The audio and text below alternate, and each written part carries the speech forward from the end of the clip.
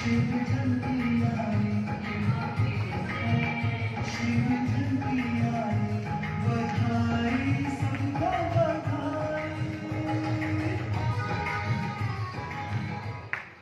बहुत बहुत बधाई और सभी मेहमानों का बहुत बहुत धन्यवाद। सभी बाबा के चेतना दीदी और सुमन दीदी जब भी मेरे पास आती है तो आंखें तो मैं इनकी देखता हूँ, परंतु मन ये मेरा देखती है। इसलिए इन दोनों को प्रणाम कि ये हमारे बीच है, हम सबको मार्गदर्शन देती हैं और हम सबके लिए अपना प्यार बांटती रहती है। रोहतक से पधारी हमारी अपनी रक्षा दीदी जी और मेरे सम्मुख सभी बाबा की संतानें, बाबा के भक्त और साथ में महम के गणमान्य व्यक्ति।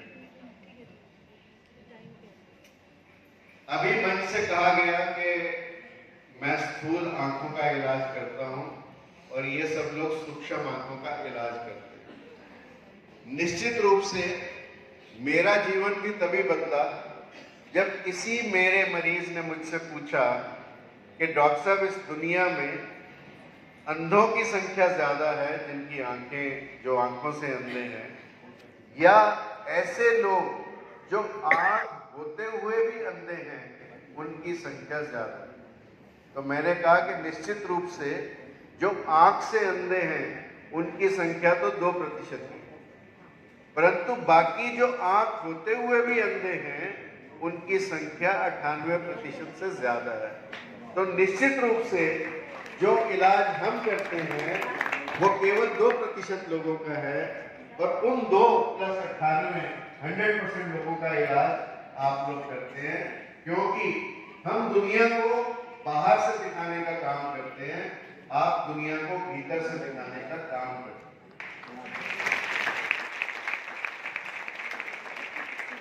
जब 1989 में मैंने अस्कलकोट ज्वाइन किया तो तब बहुत थोड़े मरीज वहां पर आते थे, परंतु 8 घंटे की ड्यूटी में से 5 घंटे ही काम करते थे। परंतु धीरे धीरे जब हम लोगों ने मेहनत की तो मरीजों की संख्या बढ़ी। तो पहले मेरी एक साइड पे एक स्टूल होता था, फिर मैंने दोनों साइड पर रखे 2 स्टूल, फिर मैंने दोनों साइड पर 2-2 स्टूल रखे। पर जब 4 स्टूल रखकर भी समय नहीं बचा तो मैं ऐसे ही खड़ा होकर मरीज देखने लगा। एक दिन एक मरीज आया, अक्सर जितने भी मरीज मेरे पास आते हैं सबके पास 2 ही चश्मे होते हैं या एक चश्मा होता है, क्योंकि एक दूर देखने के लिए, एक नजदीक देखने के लिए। एक मरीज एक दिन आया तो वो 3 चश्मे लिए हुए और उसने तीनों लाकर ऐसे ही डायस पर मैं खड़ा था उस पर पटक दिया। पहले तो मुझे गुस्सा आया कि मेरा ही सामान पूरा नहीं आ रहा भाई, तू अपना और रख रहा है। परंतु फिर मेरे अंदर जिज्ञासा जागी। मैंने उससे पूछा कि तू 3-3 चश्मे क्यों रखे? उसने कहा डॉक्टर साहब एक दूर देखने के लिए। मैंने कहा समझ में आता है। उसने कहा नजदीक देखने के लिए दूसरा। मैंने कहा ये भी समझ में आता है, तू तीसरा बता। उसने कहा डॉक्टर साहब ये तीसरा इन दोनों को ढूंढने के लिए। तो मैंने उसे कहा कि देख तू 3-3 चश्मे रखता है, तो मेरी एक और बात मान। उसने कहा डॉक्टर साहब अब तक 3 से परेशान थे। मैंने कहा तू चौथा चश्मा और रख। उसने कहा अब तक आप मेरे को 3 से परेशान थे, मेरे 3 चश्मों से, अब चौथे की बात करते हो। मैंने कहा देख तूने दुनिया को बाहर से देखने के लिए 3-3 चश्मे रखे, कभी तूने अपने अंदर देखने के लिए भी कोई चश्मा रखा? अपने अंदर देखने के लिए चौथा चश्मा रख। और ये दीदी लोग चौथा चश्मा लगाते हैं और मैं तो 3 ही लगाता हूं, तो इसलिए फर्क तो रहेगा।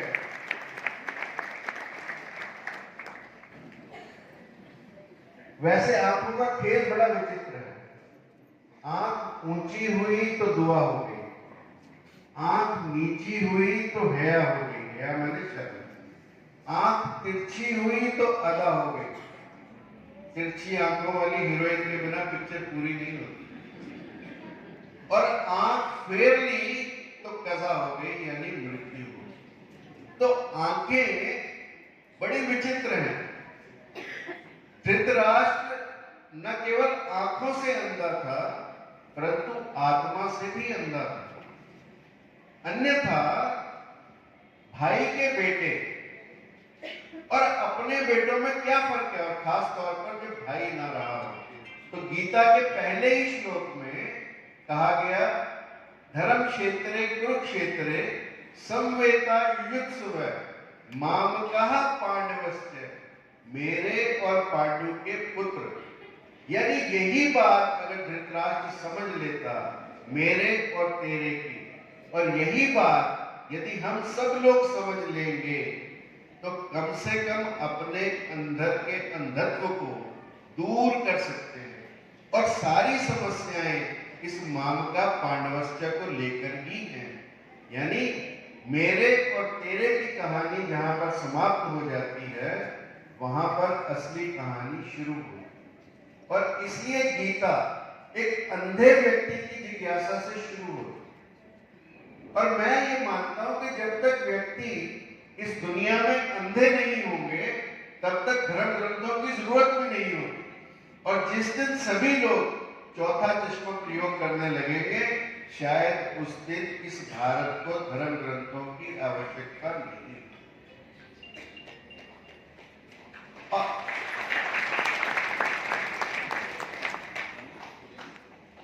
आज दुनिया बदल रही है, समाज बदल रहा है, परिवार बदल रहा है, और मैं स्वयं भी बदल रहा हूं। आज प्रत्येक व्यक्ति की सोच भौतिकता से भरी है। अध्यात्म का कोई स्थान ही नहीं है। आप लोग बड़े सौभाग्यशाली हैं कि भौतिकता के कार्यों को छोड़कर इस आध्यात्मिक कार्यक्रम में बैठे हैं। निश्चित रूप से आपके अंदर श्रद्धा है, आस्था है।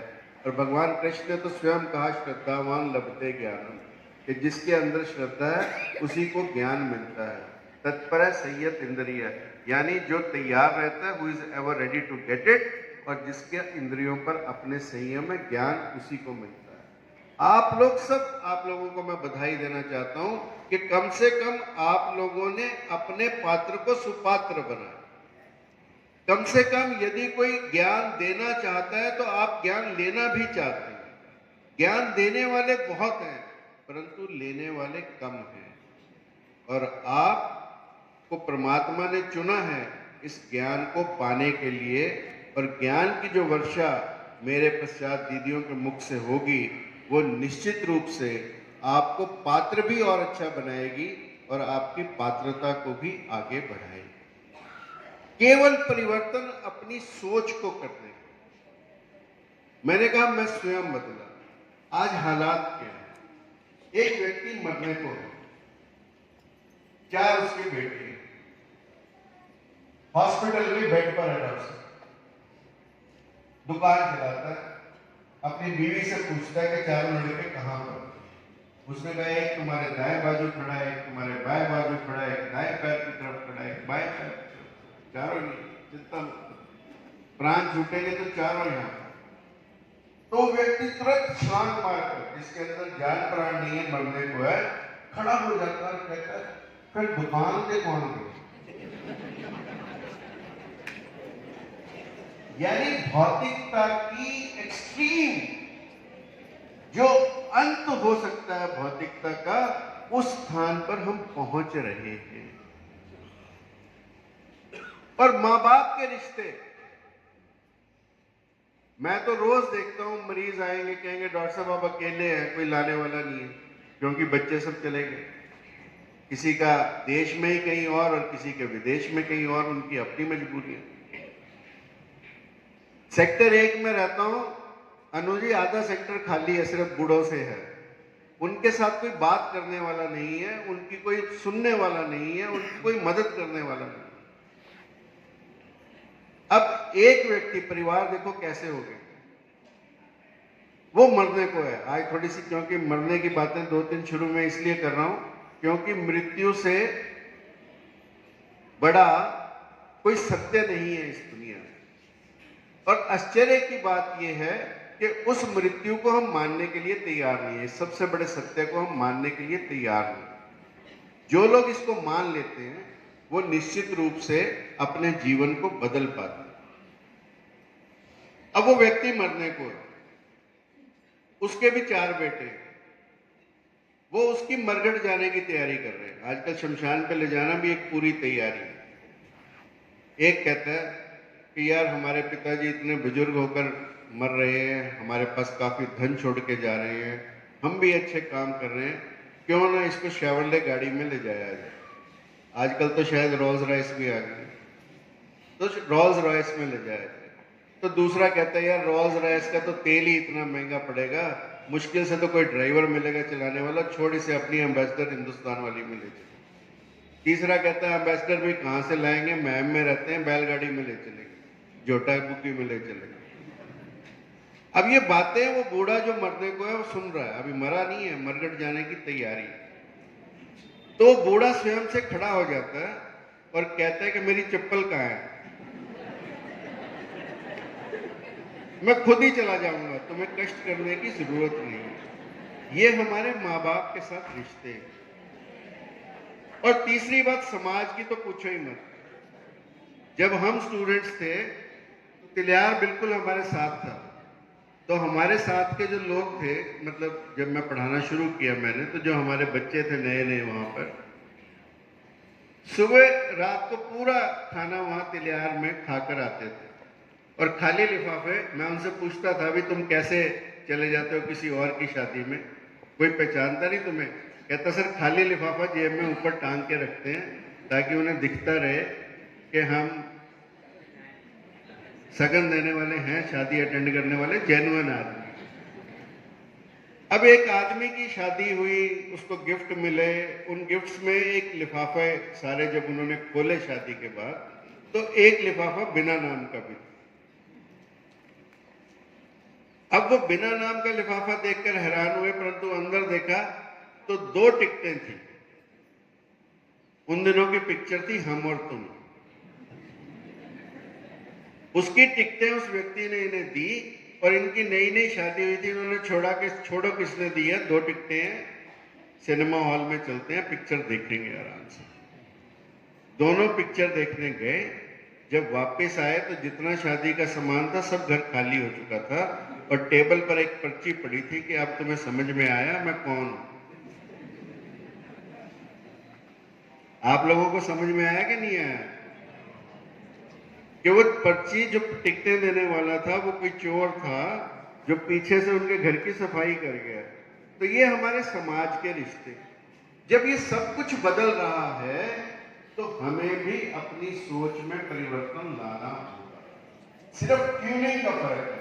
अभी हमारी ट्यूनिंग बाहर की तरफ है और ये जितनी भी प्रक्रिया राजयोग की है, हठ योग की है, ये सब हमें अंदर ट्यूनिंग करने के लिए प्रेरित कर।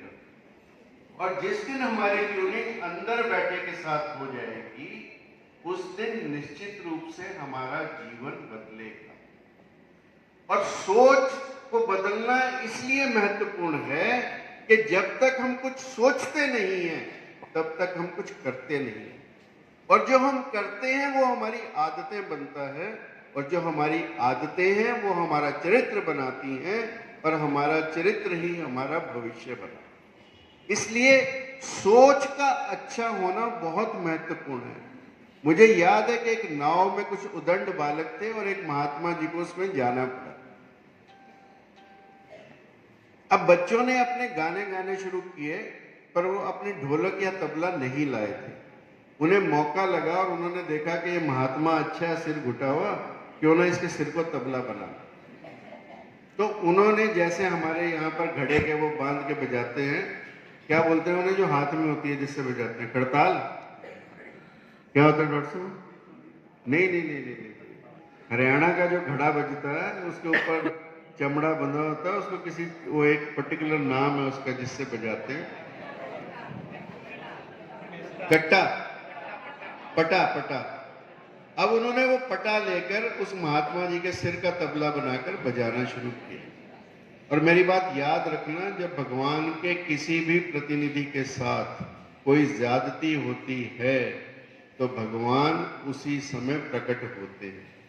क्योंकि भगवान का तो काम ही यही है, परित्राणाय साधूनां विनाशाय च दुष्कृताम्। अब आकाशवाणी हुई कि तू कहे तो मैं नाव को डुबो दूं।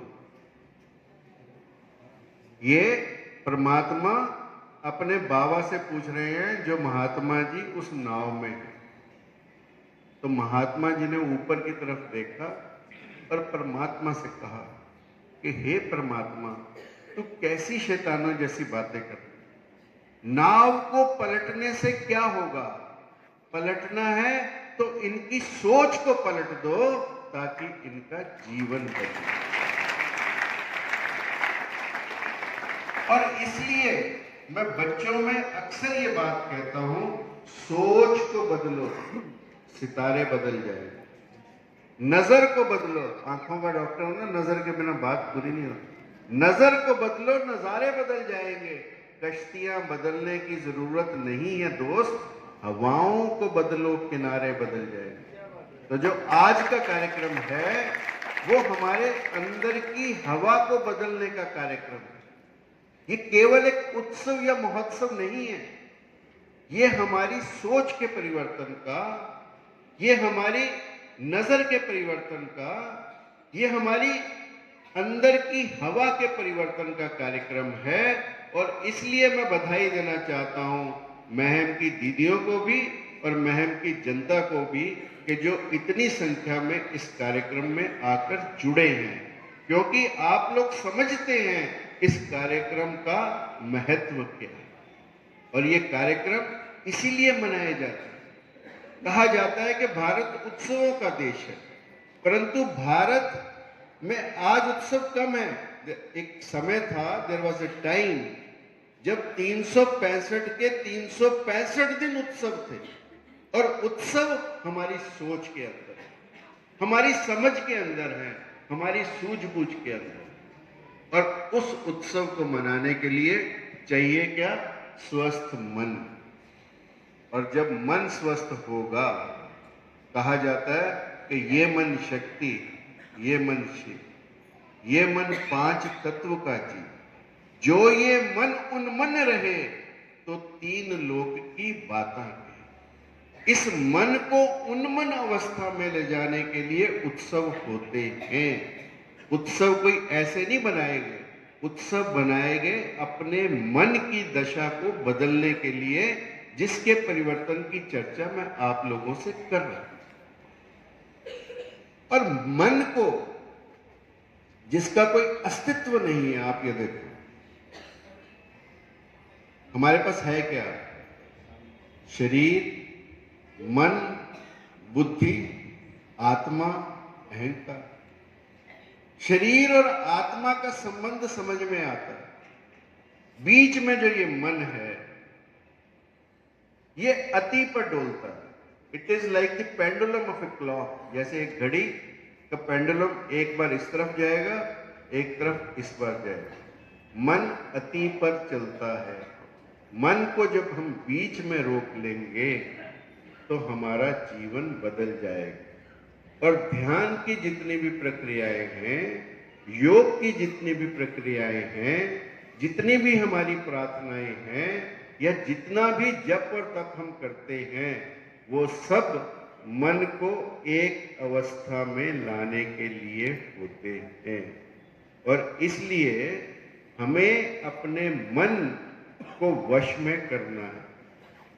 मन एक ऐसी चीज है जो है नहीं, परंतु फिर भी हमें उसको वश में करना है। इट्स अ डिफिकल्ट टास्क, मुश्किल काम है, परंतु करना बड़ा आसान है।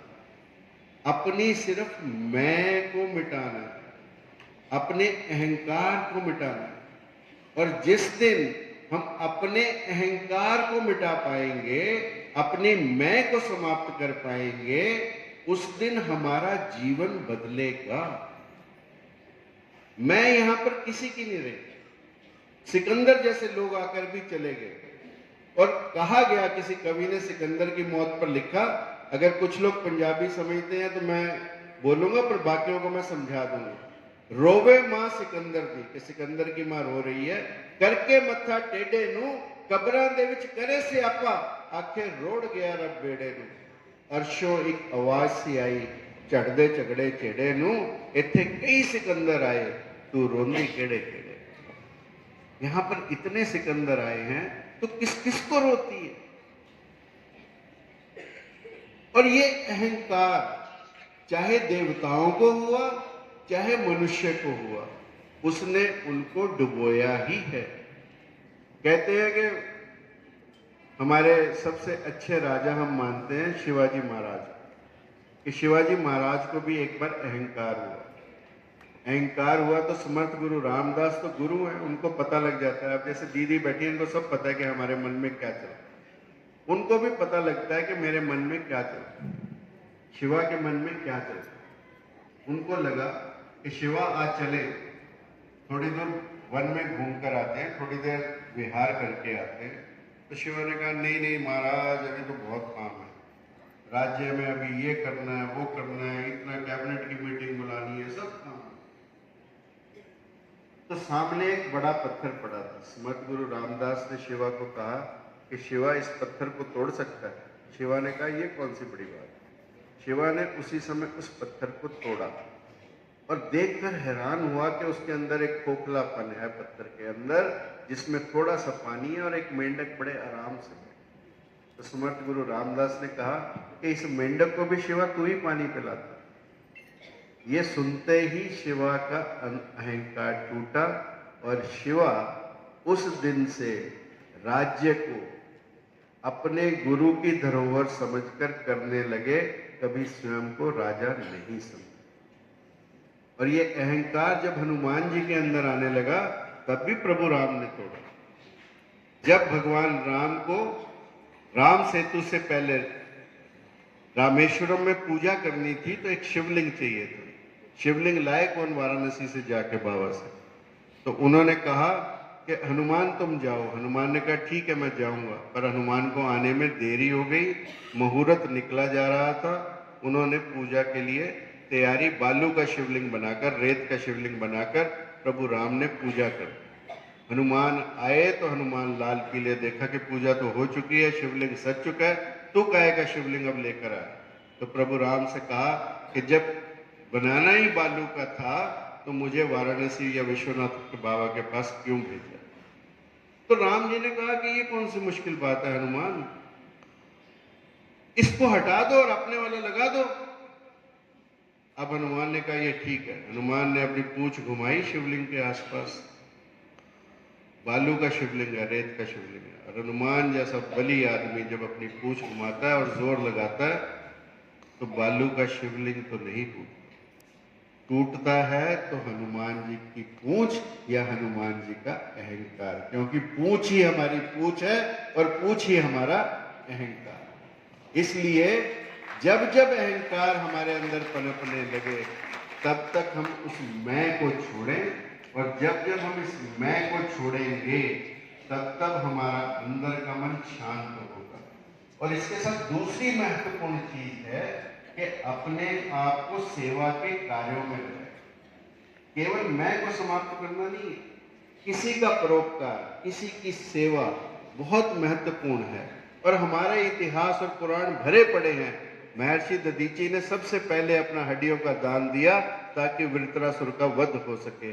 जिस देश में लोग स्वयं से अपने जीते जी अपनी हड्डियों का दान दे सकते हैं, उससे परोपकारी देश कोई हो नहीं सकता।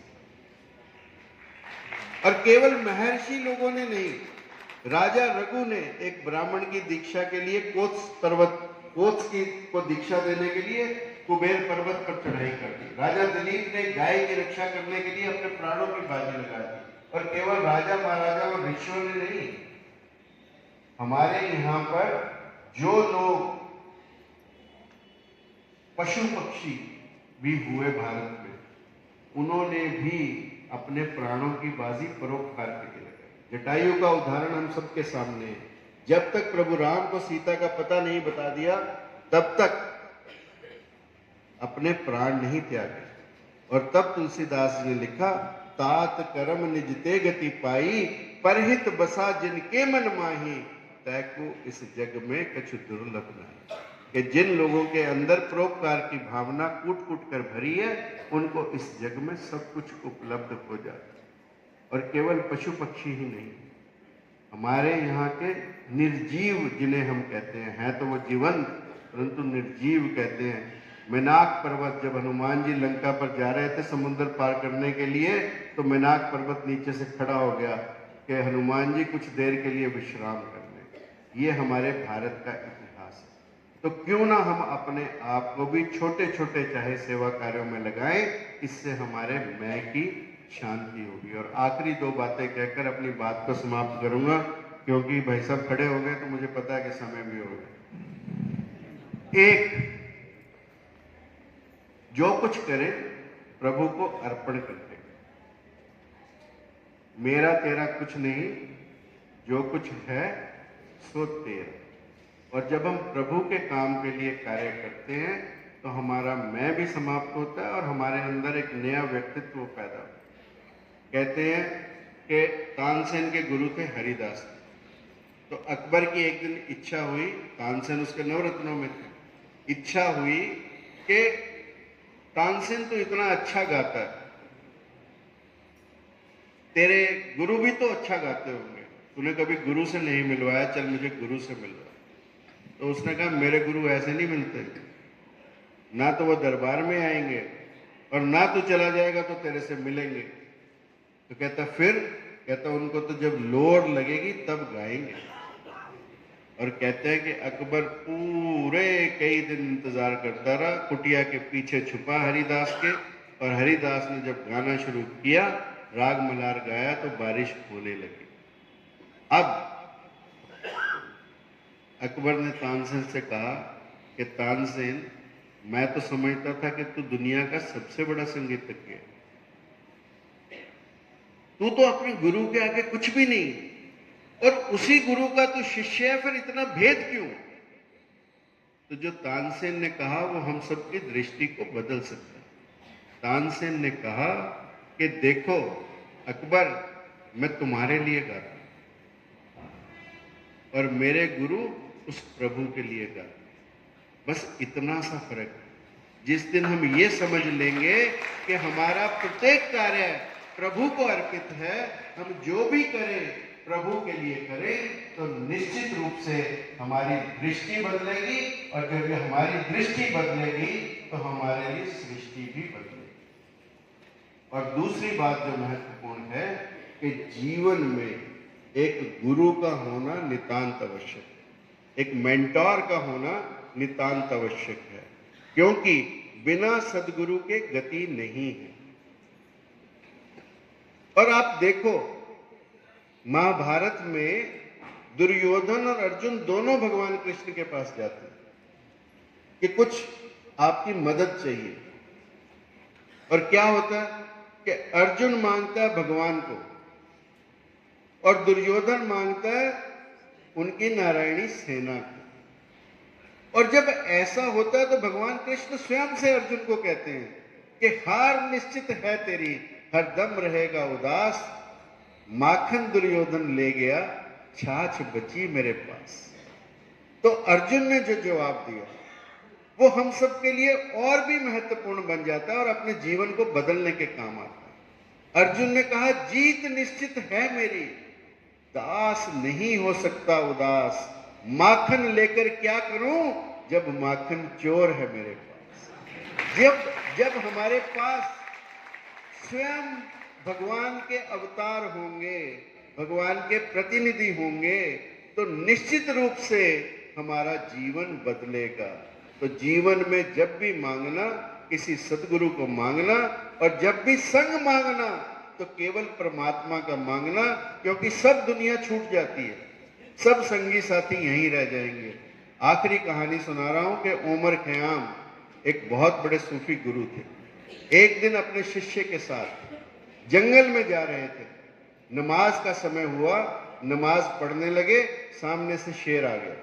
शेर को देखते ही चेला तो चढ़ गया पेड़ पे, परंतु उमर खयाम अपनी पूजा करते रहे, अपनी नमाज पढ़ते रहे, और थोड़ी देर में शेर भी सामने आकर बैठा।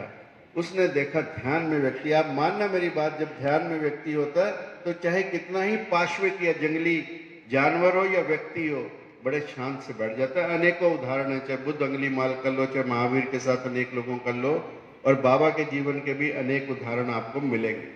परंतु उनकी नमाज समाप्त हुई, शेर भी वापस चला गया और चेला भी फट फट फट फट नीचे उतर आया। अब दोनों चलने लगे।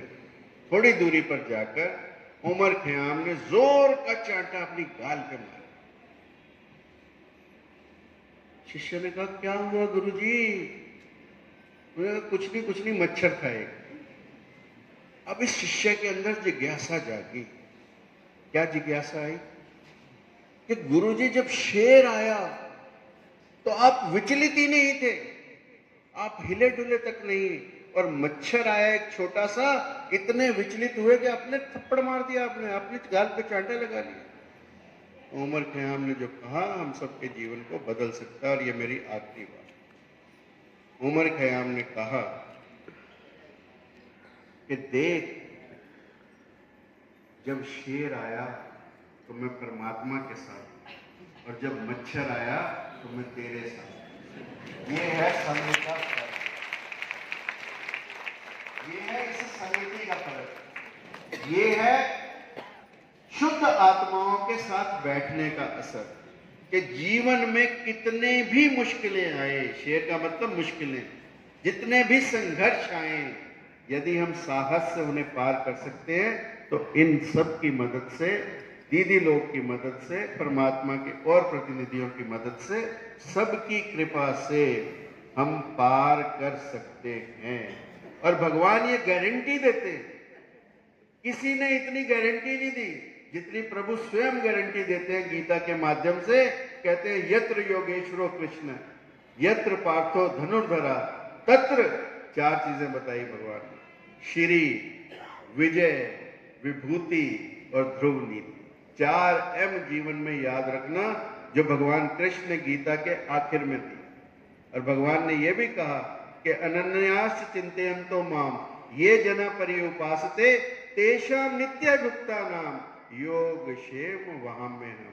कि जो मेरा अनन्य भाव से चिंतन करते हैं उनका ध्यान मैं पूरा रखता हूं, चाहे जो उनके पास है उसको बचा कर रखता हूं और जो नहीं है उसको देता हूं। और आखिरी श्लोक में भगवान ये कहते हैं कि उनको मैं 4 चीजें, Shri means wealth, wealth means money, और दूसरा विजय, इसको मैं बाद में कहूंगा, पहले श्री हो, जब हमारे पास मनी हो, तो तीसरी चीज है विभूति, might, and money and might, power और पैसा, जब दोनों मिलते हैं, उसके साथ यदि तीसरी चीज मिल जाए, मोरालिटी, तीसरी नैतिकता, नीति, जब ये 3 चीजें मिल जाएं, यानी हमारे पास पैसा हो, हमें भगवान पद दे दे, और फिर हमें साथ में मोरालिटी दे दे, तो चौथी चीज फिर बनती है विजय, यानी mission is accomplished, mission accomplished. तो ये 4 एम भगवान स्वयं गारंटी देते हैं। और हमें भी, यदि हम भगवान कृष्ण या किसी भी भगवान का पूजन करते हैं और अपने आप को अर्जुन की तरह पात्र बनाते हैं, जो आप सब ने आज अपने आप को बनाया, तो निश्चित ही शिव बाबा आप पर कृपा करेंगे, आपका ध्यान रखेंगे, आपके प्राप्य को सुरक्षित रखेंगे, और जो आपके पास नहीं है उसको प्राप्त करवाने में मदद करेंगे, और आपके जीवन में पद, पैसा, प्रतिष्ठा, आपको जो चाहिए वो भी मिलेगा। परंतु जब आप ट्रू चरणों में होंगे, उस दिन पद, पैसा और प्रतिष्ठा आपके लिए बिल्कुल रेत के कण हो जाएगा। मिट्टी उत्ते मिट्टी डुल्ली, मिट्टी खुली, मिट्टी हंसे मिट्टी रोए, अंत मिट्टी दा मिट्टी। तो ये जो केसो क्या बिगाड़िया, जो मुंडे सो बात, मन को काहे न मुंडिए, जामे विषय विकार। तो ये मन को अपने काबू में करना, मन को अपने स्थिर रखना, ये हम अपने गुरुओं से सीखते हैं, और उसी गुरुओं से प्राप्त ज्ञान को थोड़ा बहुत जो मुझे आता था वो आपसे साझा करने का मैंने प्रयास किया। आशा करता हूँ कि मेरे प्रयास की एक बात भी यदि आपको समझ में आई होगी, तो आपका बदले न बदले, मेरा जीवन जरूर बदलेगा। ओम शांति।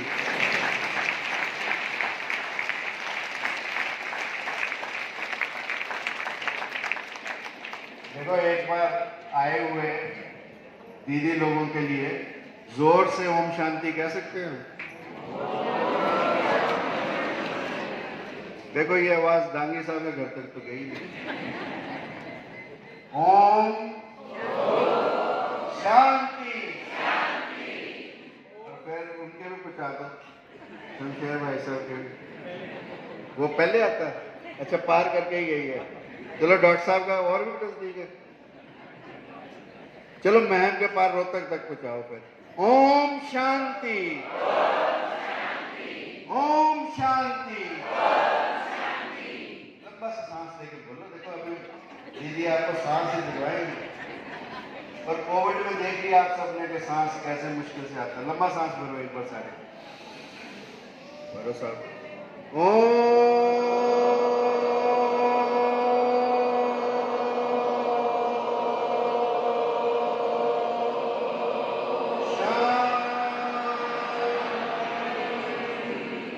बहुत बहुत धन्यवाद। आपने मुझे इतने प्यार से सुना। आप सबके भीतर बैठे शिव बाबा को प्रणाम करता हूं और अपनी वाणी को विराम देता हूं। ओम शांति।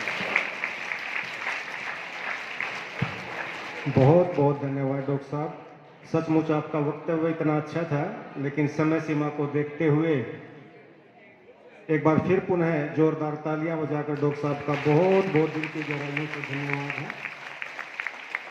हमारे आज के मेहमान महन सतीश दास जी से विनती करूंगा कि वो भी आए और 2 मिनट में ही अपना वक्तव्य रखें। महन जी। छोटे सा महाकुंभ बना दिया। यहाँ इलाहाबाद में कुंभ भरा हुआ है, लेकिन आज छोटा महाकुंभ में भी भरा हुआ है। उन दोनों बहनों को मैम की तरफ से, हमारी तरफ से नमन करते हैं। और हमारे बीच में हमारी बहन अन्नू डांगी जी, हमारे मैं मलकज विधायक की धर्मपत्नी, वह साथ में अनुराधा को राधा पलावत जी, और हमारे डॉक्टर चितकारा जी और डॉक्टर मार्कंडे जी ने तो इतना बोल दिया, हम कुछ कह नहीं पाओगे। अच्छा ये है, मैं हम सभी आप सबसे ओम शांति करें। ओम शांति। बहुत बहुत धन्यवाद महन जी।